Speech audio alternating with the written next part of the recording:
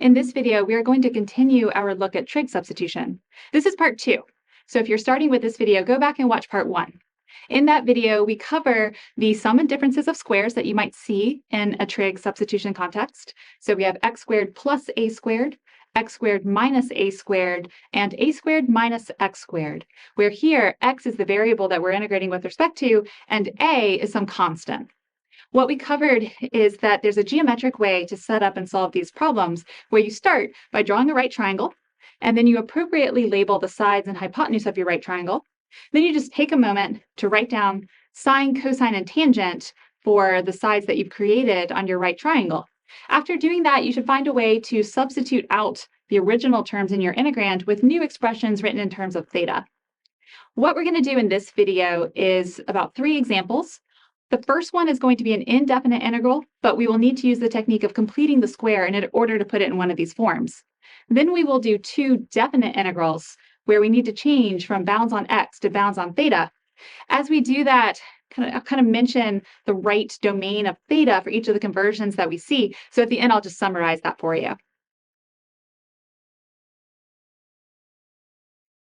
Let's start this lesson with this indefinite integral.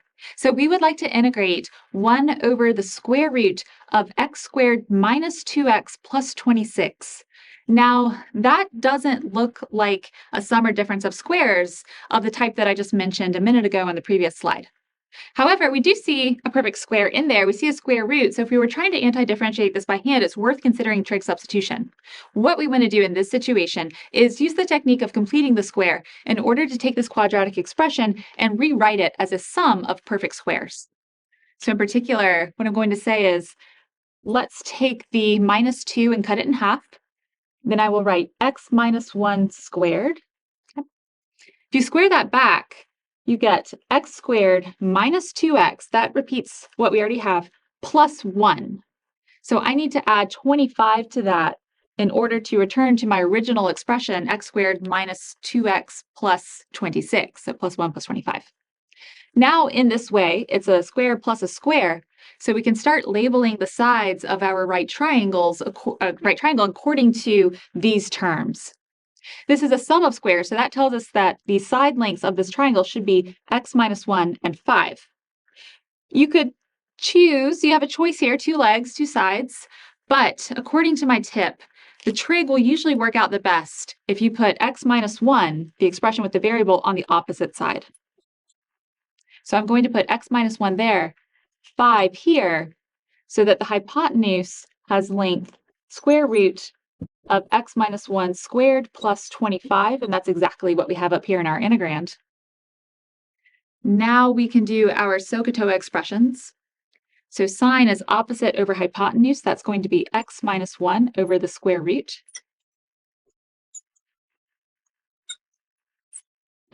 Plus 25, that was the whole point. Fix that.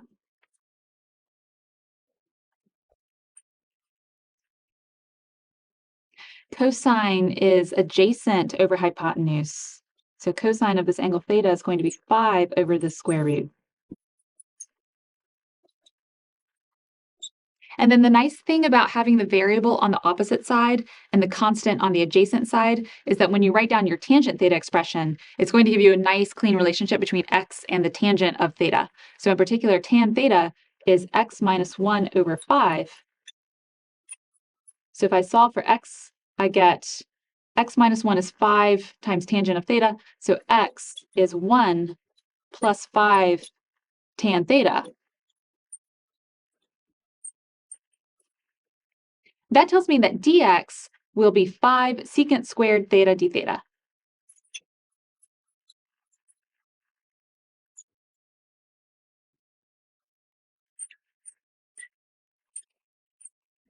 Okay.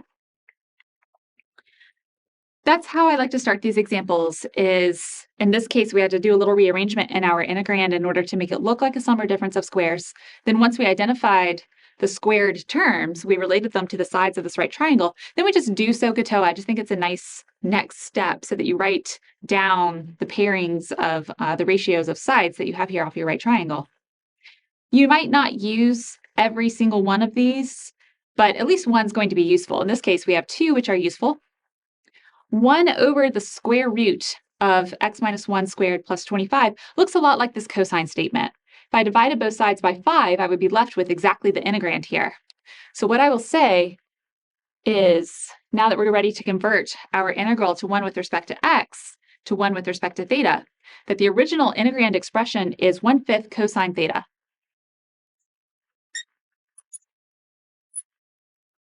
Okay, so that took care of the original integrand, and now I'm going to replace dx with this expression down here. So 5 secant squared theta d theta.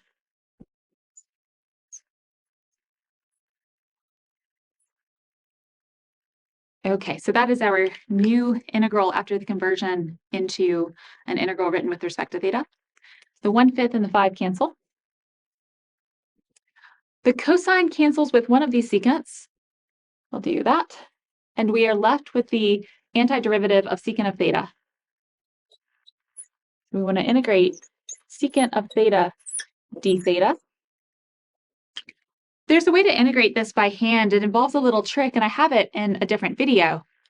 So you can watch that, or you could look this up or just search for it. But the antiderivative of secant of theta is the natural log of secant of theta plus tangent of theta.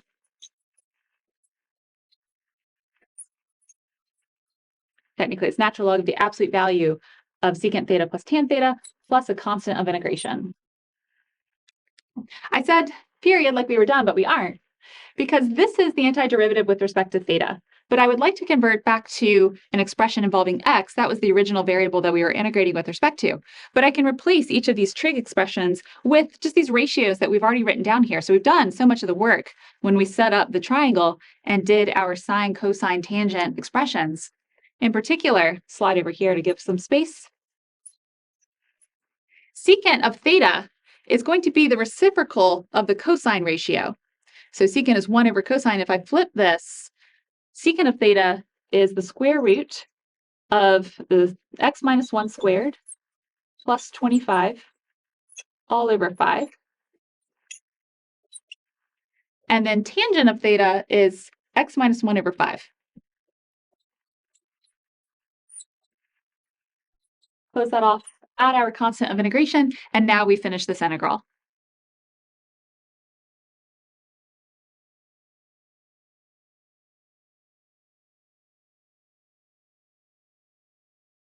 In this example, we would like to integrate x cubed over the square root of x squared plus 4 from x equals 2 to 2 square root of 3. So this is going to be another example where we have a definite integral. If you look at this denominator here, we've got x squared plus 4. So that sounds like x and 2 need to be on the sides of a right triangle. Again, the preference when there's a choice to make is to put the variable on the opposite side. So I'll label this side as x, this side is 2, so that this side is x squared plus 4, the square root of that. Okay, so 4 plus x squared is x squared plus 4. Okay, let's do our SOHCAHTOA. Opposite over hypotenuse tells us that the sine of theta is x over the square root of x squared plus 4. Cosine of theta is going to be 2 over that square root. And then tangent is x over 2. And having x on the opposite side gives us this really nice relationship between x and theta. In particular, x is going to be 2 tangent of theta, and dx will be 2 secant squared theta d theta.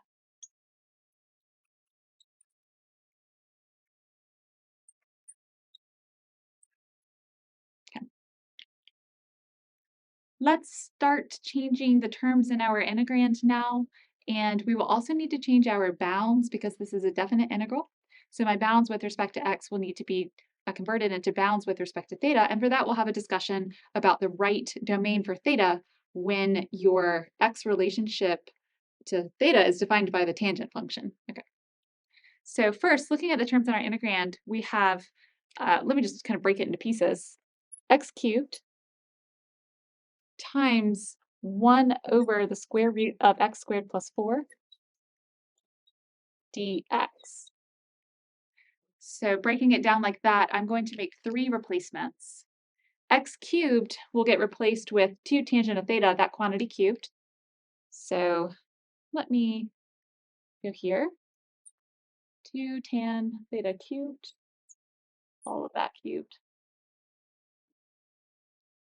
1 over the square root of x squared plus 4 looks like this cosine statement, but cut in half. So 1 over the square root of x squared plus 4 is going to be 1/2 cosine theta. And then dx we already know is 2 secant squared theta d theta.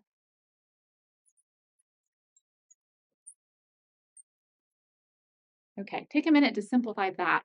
And if you'd like to, you can go ahead and work out what the bounds are going to be as well, but I'll come back and convert those two.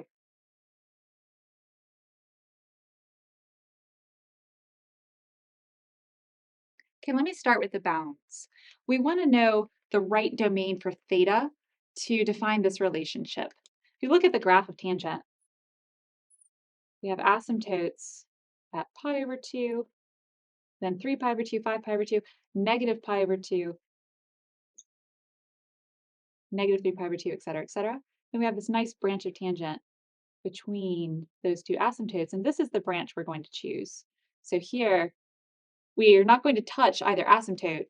So our domain for theta, when we have this kind of relationship with x, is going to be negative pi over 2 is less than theta is less than pi over 2.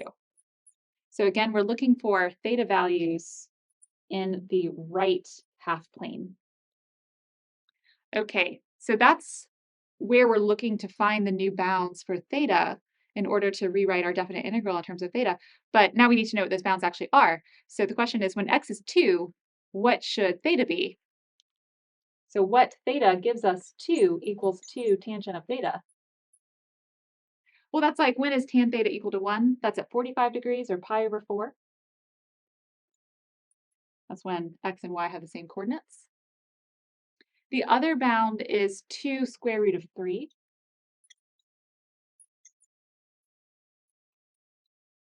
So that's like, when is square root of 3 equal to tangent of theta? You can know that. You can kind of guess, or you can do it in a calculator. Or you can say, let me set up like that this is square root of 3 divided by 1. And then let me divide each of those by 2. Okay, so I've got square root of 3 over 2 over 1 over 2. That's the same thing as just plain old square root of 3. Where on the unit circle do I have that relationship between sine and cosine? Here. So the other bound is going to be pi over 3. Okay. So the new bounds for our definite integral are going to go from pi over 4, so new lower bound, to pi over 3. All right. Let's do some simplification here before I rewrite this. 1/2 cancels with 2. Cosine cancels with one of these secants. And then I will pull that 2 cubed out front and write 8 times the definite integral from pi over 4 to pi over 3. Tangent cubed secant. That's a situation of having an odd power of tangent. So I'm going to go ahead and peel off one of those tangents and write this as tangent squared theta, tangent theta, secant theta, so that we can do a trig integral where we're going to rewrite this in terms of secant using the Pythagorean identity so that this will turn into a future du. Okay, I'm definitely going to need to erase this, but I think I can keep it for one more line. Let's now take tangent squared theta and rewrite that as secant squared theta minus 1. And then tangent theta, secant theta d theta.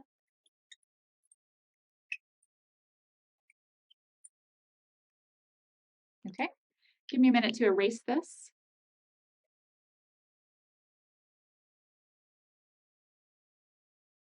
Okay, to finish this integral, what I'm going to do is a u substitution. So another round of substitution where u is going to be secant of theta. So that du is tan theta secant theta d theta. This is, again, a substitution for a definite integral. So as I convert this integral from 1 with respect to theta to 1 with respect to u, I'm going to update my bounds again. So our bounds are just going to keep changing. So if I do this over here, this is going to be 8 times, I'll do the bounds in a second, secant squared theta minus 1 is u squared minus 1. And then all of this is du. Okay, so that's not too bad of an integral. have a little bit left to do because I need to figure out the bounds. So when theta is pi over 4, what is u? Okay, so what is secant of pi over 4? That is 1 over cosine of pi over 4. Cosine of pi over 4 is 1 over the square root of 2. So the lower bound here is going to be just square root of 2, like so. Okay. And then for the upper bound, we have pi over 3. Secant of pi over 3 is 1 over cosine of pi over 3. Cosine of pi over 3 is a half, so 1 over a half is 2.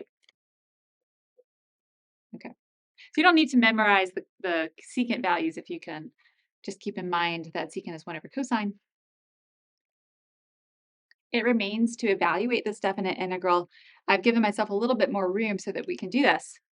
All right, we have that leading 8 out front. This is going to be u cubed over 3 minus u. And then we have bounds. Top bound is 2, bottom bound is square root of 2. I am going to pull out the 1/3. Okay, I hope this isn't too much simplification at the same time. But let me write this as 8/3 times u cubed. Plug in 2 and you get 8. This would be 3u. Plug in 2 and you get 6. So 8 minus 6 minus square root of 2 cubed is square root of 2 times square root of 2 times square root of 2. So that's 2 square root of 2 minus, this is going to be 3 square root of 2. So the final answer is going to be 8/3 times 2 plus square root of 2.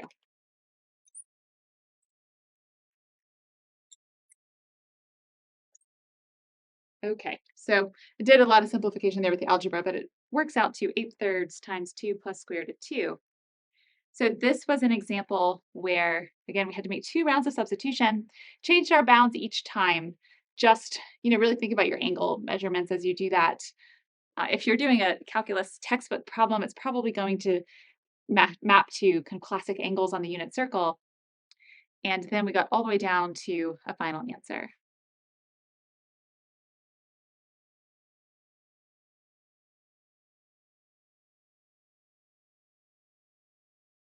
Now let's make a modification of the exercise that we just did.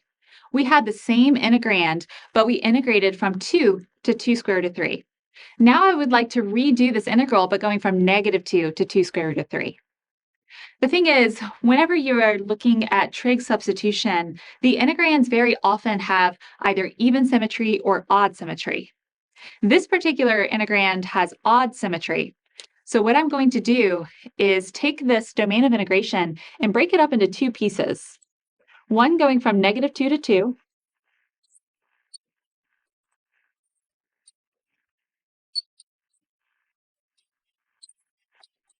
and the second piece from 2 to 2 square root of 3.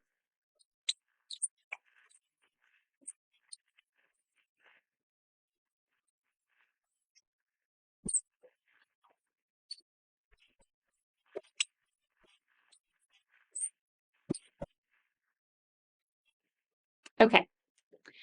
Now we have an odd symmetric expression being integrated from -2 to 2.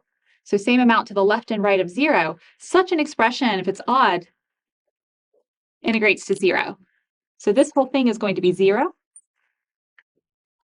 which means that we're left with the example we just did, which we worked out was 8/3 times 2 plus the square root of 2. Okay, so I just wanted to mention this because, again, you often have symmetry in your integrals when you're looking at trig substitution.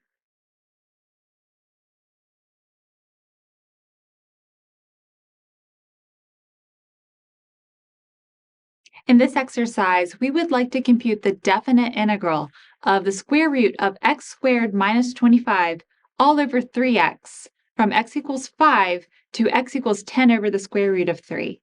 In this exercise, what I would like for you to do is pause continuously throughout and work out things on your own. So the first thing I'd like for you to do is take this difference of squares, x squared minus 25, and use that expression to label the sides of a right triangle. So go ahead and pause and work out what's the hypotenuse, what are the two legs of the right triangle. You have a choice there to make, but which choice will you choose in order to be well positioned to set up your trig functions?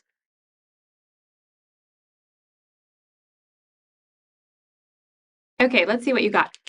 Because we have a difference of squares, the first term is going to correspond to our hypotenuse. So I'm going to label the hypotenuse x, and then I need to label one of the other sides as 5.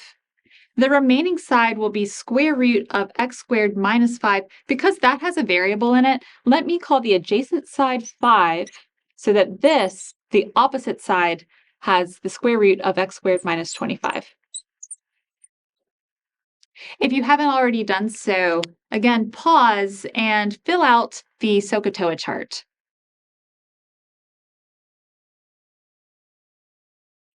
Okay, so sine of theta, our new angle variable theta, is going to be opposite over hypotenuse. So hopefully you wrote down the ratio, which looks like the square root of x squared minus 25 over x. And then cosine is adjacent over hypotenuse, so 5 over x. And tangent is going to be this root over 5. The square root of x squared minus 25 all over 5. Between these three equations, the middle one is the one that gives us the nicest way to relate x to theta. So in particular, this tells us that x is 5 secant theta.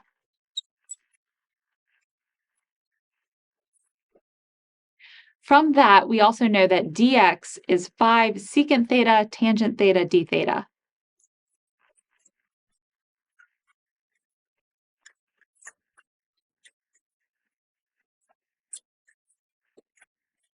Okay. This is going to be a definite integral, but go ahead and pause and set up at least the integrand.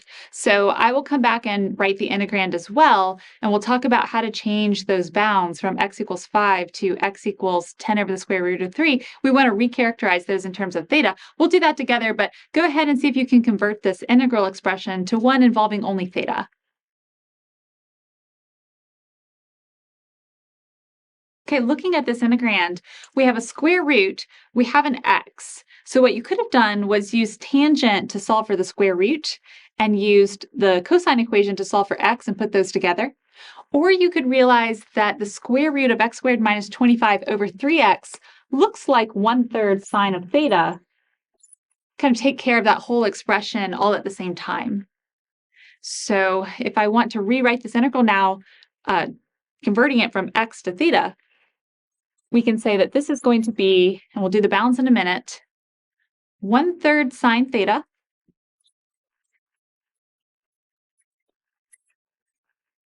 and then to convert dx to d theta, we're going to say that dx should be replaced with 5 secant theta tangent theta d theta.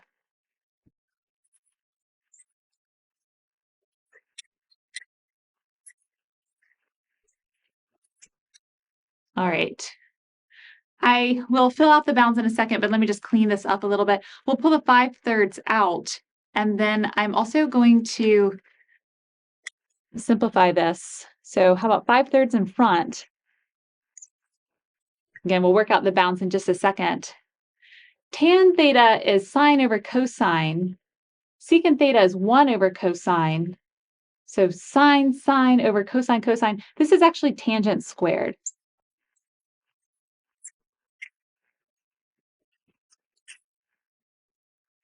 Okay, so that is actually a pretty nice looking integrand. What you could do here is actually finish the problem, convert back to x, and revert back to the original bounds. But let me change the bounds because this is a substitution. And whenever we have a definite integral and we're doing either u substitution or trig substitution, I do like to change the bounds when we change our variables. So what should be the general domain for theta if our relationship between x and theta is defined by the secant function? Well, let me sketch a graph of the secant function.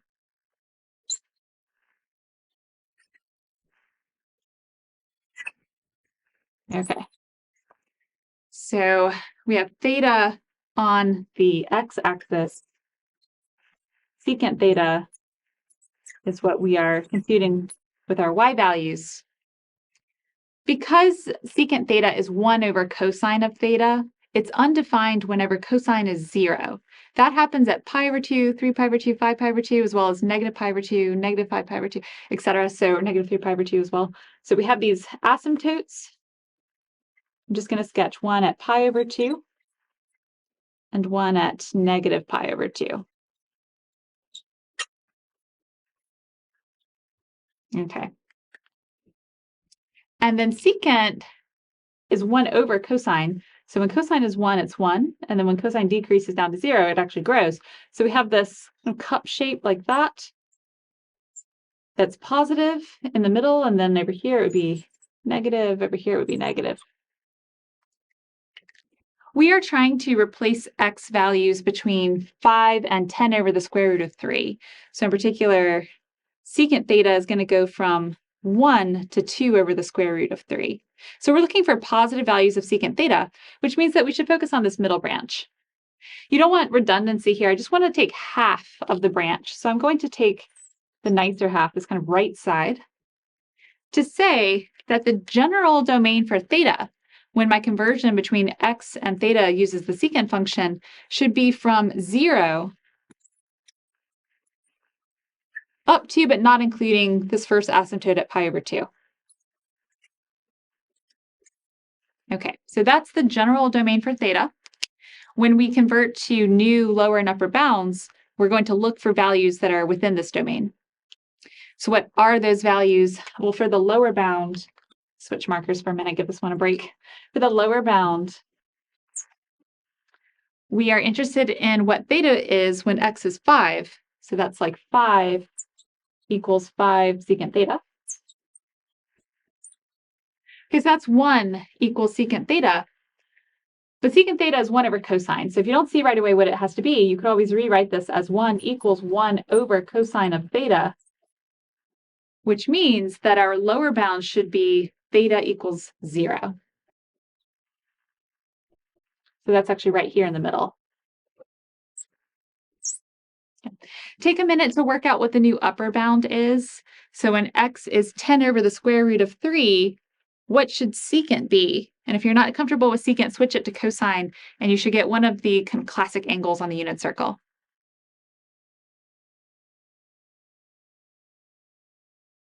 Okay, for the upper bound, x is 10 over the square root of 3. So we replace our left-hand side with that, 10 over the square root of 3. This is for the upper bound.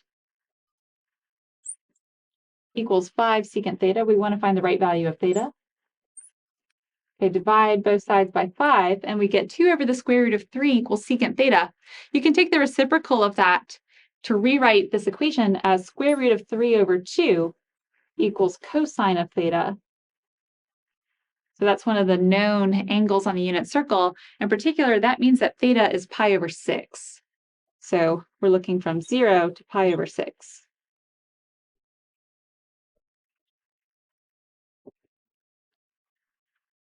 All right, so those are the new bounds for this integral.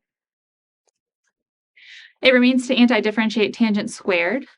That's one you might not be familiar with. I actually have a video doing the antiderivative of tangent squared. If you haven't seen that or you'd like to kind of revisit it, let me just do this out in full detail.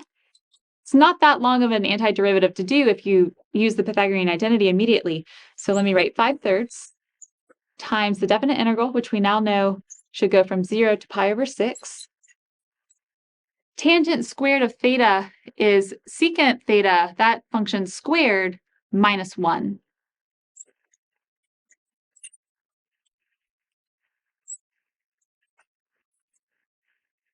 And then this is really nice because we know what the antiderivative of secant squared is. It's tangent, and the antiderivative of 1 is theta. So I'm going to have to erase my diagram here. Let's see. Okay, let's just erase the whole thing. Okay, so continuing with our integration, this is 5/3 times tangent theta minus theta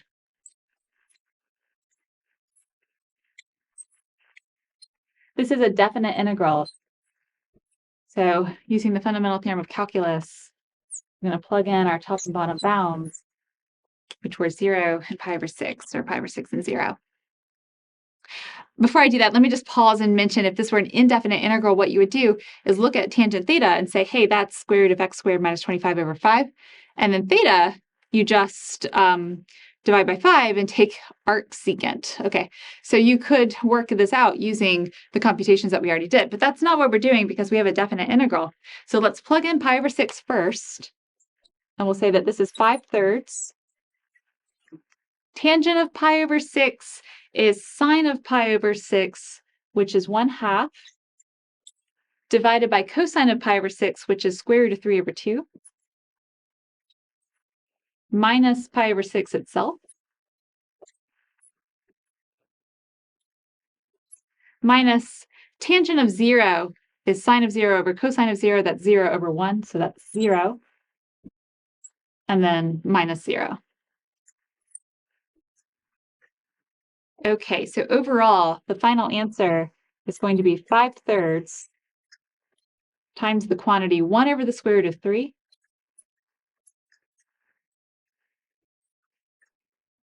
minus pi over 6.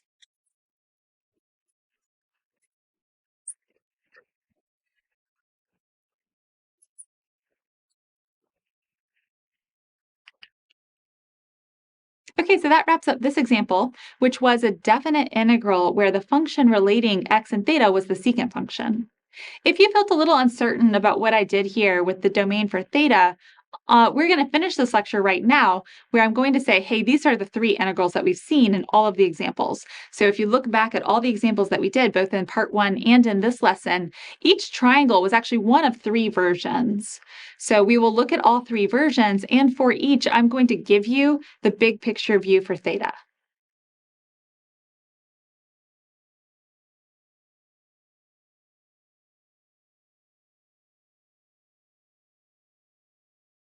Every example that we've seen in the last 2 lessons, this one and part 1, every example has been one of these 3.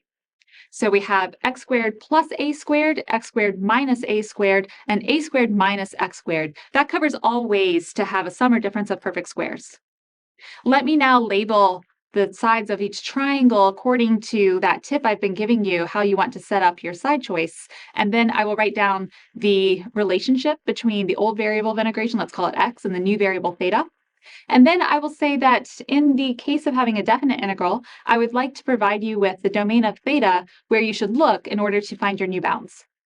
So for this first one, we have a sum of squares. So that makes you think of side lengths. In particular, x on the opposite side, the constant a on the adjacent side, so the hypotenuse is the square root of x squared plus a squared. Okay, I chose x here because of that principle that we want the variable to be opposite whenever we have a choice. Looking at this, if I work through sine, cosine, and tangent, the cleanest relationship is that tangent of theta is x over a.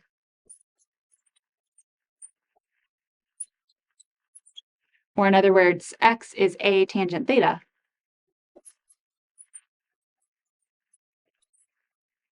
When you have a tangent function defining the relationship between x and theta, you want to look for bounds of integration that correspond to this principal branch of tangent. So if I draw my asymptotes for tangent at negative pi over 2 and pi over 2, then I have a nice tangent branch in here. So the bounds of theta should come between negative pi over 2 and pi over 2.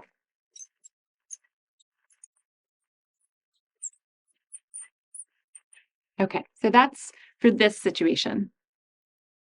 In the second situation, we have a difference of squares. Whenever you have a difference of squares, the leading term corresponds to your hypotenuse. So I'll label the hypotenuse as x, and then I want to label the adjacent side with the constant a, so that this side is x squared minus a squared, the square root of that.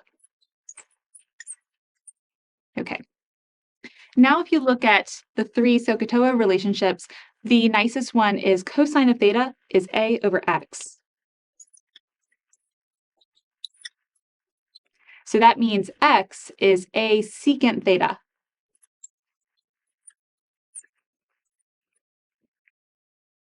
When you see that, if you need to change bounds in the context of a definite integral, what you want to do is look at this middle scoop, or whatever it's called, for the secant function. We just want one of them. So you take this right half of that, which means that we will want theta between 0 and pi over 2, not including that asymptote. So 0 is less than or equal to theta is less than pi over 2. For the final version, again, we're looking at a difference of squares. This time, a, the constant, goes on the hypotenuse. X will go over here, so that this side is going to be the square root of a squared minus x squared. In this situation, the nicest trig relationship is that sine of theta is x over a. Or in other words, x is a sine theta.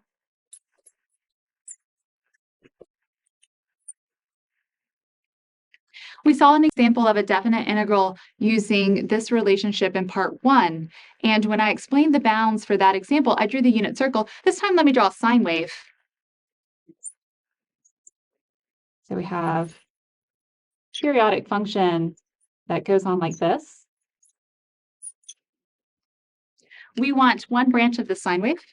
So we want, say, this right here. So that tells us that the domain for theta, within which we should look for new bounds of integration, go from negative pi over 2 to pi over 2.